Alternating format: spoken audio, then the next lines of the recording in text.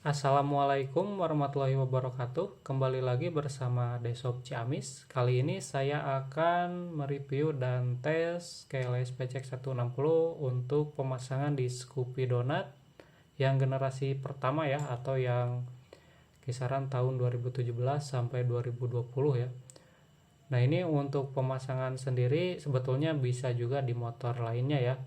Bisa di Scoopy Donut yang generasi pertama atau generasi kedua, di Vario 125 bohlam, 125 LED lama atau 150 LED lama, di Vario 125 LED yang new juga ya, tapi yang belum keles, di Beat 2020 ke atas ya, Beat Loop, Beat Street bisa, di Scoopy bohlam juga bisa ya. Cuman kalau di Vario dan Scoopy bohlam itu harus besarin lubang cover kunci ya, karena di bagian lubang cover kuncinya itu agak kecil ya, berbeda dengan di Vario yang seri LED atau di Scoopy yang donat ya, karena agak besar ya. Di Genio juga bisa ya, dan semua PNP 100% ya, nggak perlu potong atau kabel ya, kecuali di Vario bohlam mungkin 90% ya, karena di Vario bohlam dan Scoopy bohlam itu harus besarin lubang cover kunci. Jadi yang 10% nya besarin lubang cover kunci ya. Tapi untuk perkabelan semuanya tinggal colok-colok aja ya. Nah, ini untuk keylessnya sendiri yang beda mungkin di seri-seri Vario atau Scoopy ya. Kebetulan ini Scoopy, kita bahas aja yang Scoopy. Di Scoopy Donut itu hanya ada satu tombol ya, yang seat aja. Kalau di sini kan ada dua tombol. Jadi ini yang dipakai juga tetap hanya satu. Nah, mungkin disarankan untuk pemakaian tetap yang tombol seat ya. Jadi yang kabelnya nanti di atas. Bisa juga sebetulnya pakai yang tombol fuel ya. Tapi takutnya nyangkut gitu ya.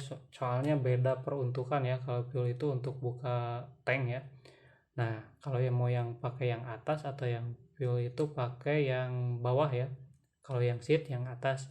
Dan untuk penutupnya ini biar gak kemasukan kotoran atau biar terproteksi juga ya untuk kabelnya, ini bisa ditutup pakai bekas penutup yang kunci yang lamanya ya. Jadi ini sama aja, tinggal pasang ke sini. Dan untuk baut yang ini juga diganti juga biar lebih pendek, karena ini kepanjangan ya, karena kalau aslinya itu ini kan ada kunci darurat ya. Sebetulnya kalau di Scoopy yang terbaru atau di Vario 125 New bisa dipasang untuk kunci daruratnya, tapi covernya harus diganti dengan yang Vario 150 ya, atau Vario yang udah keles atau Scoopy yang udah keles, biar ada lubang untuk memasukkan daruratnya ya, kunci darurat atau kunci jok darurat ya. Nah, ini mungkin untuk keylessnya. Kebetulan untuk keylessnya ini yang varian custom LED ya. Jadi ownernya itu minta di custom di posisi on nyala ya. Karena kalau yang aslinya di PCX 160 itu di posisi on ini si LED-nya mati. Jadi saat knob aktif itu biru, alarm merah kedip, dan kebetulan yang ini request LED-nya pink ya untuk nyala di posisi on-nya. Nah, ini untuk SCU-nya ya. Ini SCU-nya SCU PCX 160, kodenya K1JN4 ya kebetulan. Ini sebetulnya bisa juga pakai SCU ADP ya, yang KOWN ya. Ini karena di SCU PCX dan ADP itu sama ya. Nah, ini untuk remote-nya kebetulan yang request-nya 2 remote. Ini ada barcode-nya ya. Ini barcode ini berguna untuk menyalakan mesin tanpa remote bisa ya, atau saat pendaftaran remote ke SCU ya, atau registrasi ya. Nah, ini kan kadang-kadang suka ada yang remote-nya hilang satu, bisa beli lagi tapi harus yang udah unlock, dan nanti bisa juga didaftarinnya via barcode ya ke SCU-nya. Nah, ini untuk buzzer-nya ya. Ini buzzer sebetulnya kalau motornya udah ada buzzer-nya bisa juga pakai yang bawaan motor ya, misalkan di Vario 150 ya. Di Scoopy juga kalau nggak salah ada juga ya, karena di Scoopy itu ada alarmnya. Nanti bisa langsung dipasang aja yang dari motor ke sini gitu. Tapi karena ini request full set, jadi saya kasih juga buzzernya. Nah, ini untuk kabel setnya ya. Ini kabel setnya yang mungkin yang bukan originalnya ya, karena yang original ini hanya buzzer, keyless, SCU, dan remote ya. Dan kalau ini bikinan ya, jadi emang nggak ada ya dari Hondanya sendiri untuk motor selain PCX atau Vario ya yang udah keles, karena di pabrikan Honda khususnya mungkin di Indonesia itu nggak ada ya untuk Beat atau Scoopy yang pakai keles PCX, kecuali yang langsung bawaan dari pabrik mungkin ya. Nah mungkin kita jelaskan juga untuk fungsi-fungsi dari soket ini, karena di sini ada beberapa soket ya. Kita mulai dari soket yang hitam ini yang besar. Soket ini untuk posisi SCU ya, jadi SCU nya itu masuknya ke sini. Nah ini tinggal masuk aja. Nah ini untuk penyimpanan SCU sih biasanya kalau saya di depan ya. Nah ini kita ke soket dulu nih. Nah ini soket yang dua ini menuju keles ya, yang hijau sama yang abu ya. Ini soket abu ini sama ya dengan soket bawaan, kecuali di Vario bohlam ya, dan Scoopy bohlam soketnya tidak seperti itu. Nah ini kalau yang besarnya tinggal masuk ke bagian belakang keles ya. Nah ini nih, nah ini tinggal masuk aja ke sini. Dan kalau yang hijaunya ke sampingnya ya. Nah kalau yang hijau ini ada semacam cantolan ya, jadi ini harus pas masuk ke lubangnya, biar nggak salah posisi juga sih, karena kalau salah posisi ini nggak akan masuk. Nih ini kalau udah masuk tinggal ditutup, dan ini ada pelindungnya biar nggak gampang masuk debu atau kotoran ya. Nah kalau yang ujungnya ini yang female-nya mungkin ya, ini nanti soket bawaan dari motor masuk ke sini. Soketnya seperti ini ya kalau bawaan motor di Vario LED, Scoopy Donut, Beat Deluxe seperti ini ya. Kebetulan sama ya. Ini tinggal masuk, kecuali di Vario bohlam beda ya. Nah ini udah kita masukin. Nah di sini ada soket untuk lampu sen ya.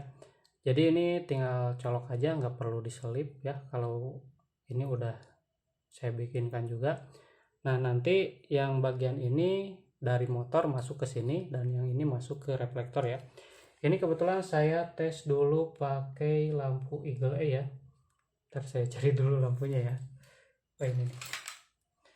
Nah ini kalau untuk pengetesan cukup satu soket aja yang dipakai. Kalau nanti dipasang di motor harus dua-duanya biar lampu sennya bisa aktif untuk lampu sen biasa ya. Nah ini untuk buzzer, ini masuk ke soket buzzer yang ini. Misalkan di motornya udah ada, ini nggak perlu dipasang ya, ini tinggal masuk aja.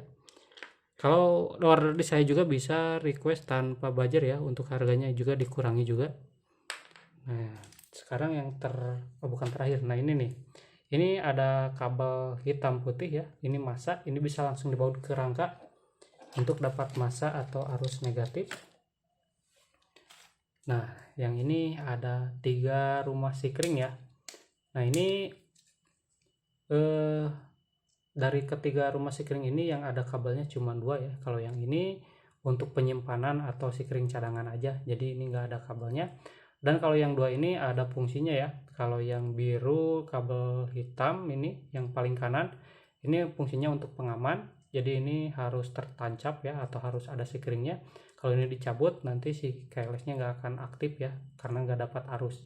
Dan kalau yang tengah ini untuk mode tambah atau hapus remote ya, jadi nggak perlu beli lagi soket, nggak perlu jumper kabel, jadi nanti tinggal pindahin aja soket cadangan ini ke sini. Jadi itu hanya untuk yang ini, yang tengah ini untuk mode tambah hapus remote.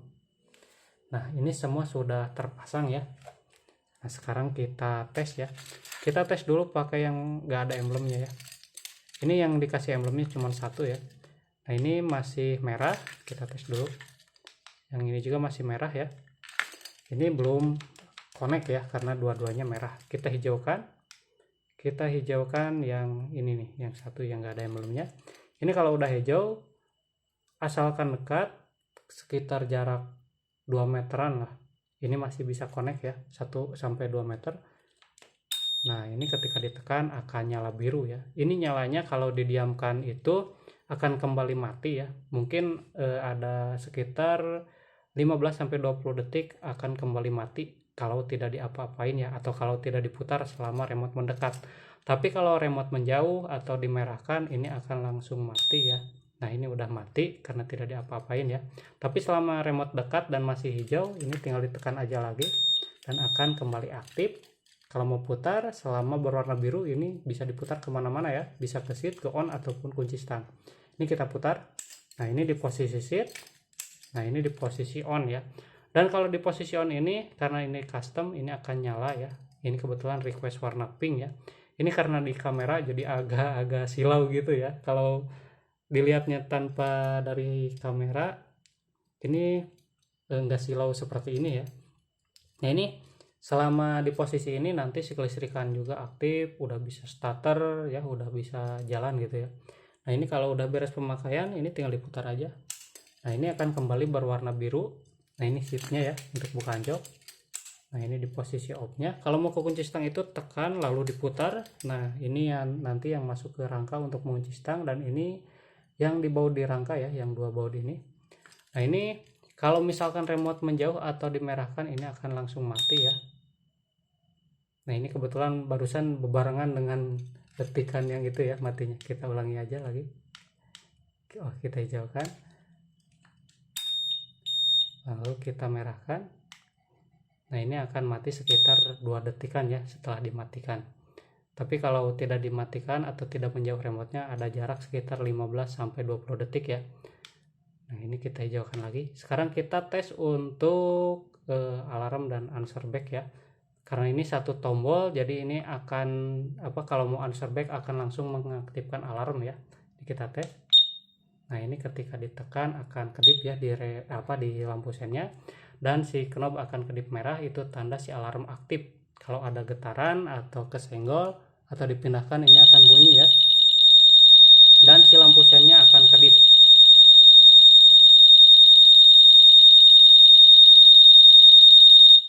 Nah, sekarang kita tes untuk answer back-nya ya, karena barusan kalau untuk alarm kan 1 kali pencet aja. Nah, kalau untuk answer back 1 kali pencet juga, tapi kalau dipencet lagi atau ditekan lagi yang atas, bunyinya akan berbeda ya. Kalau tadi cuma tit aja ya, sekarang ada dua bip gitu ya, 2 tit gitu.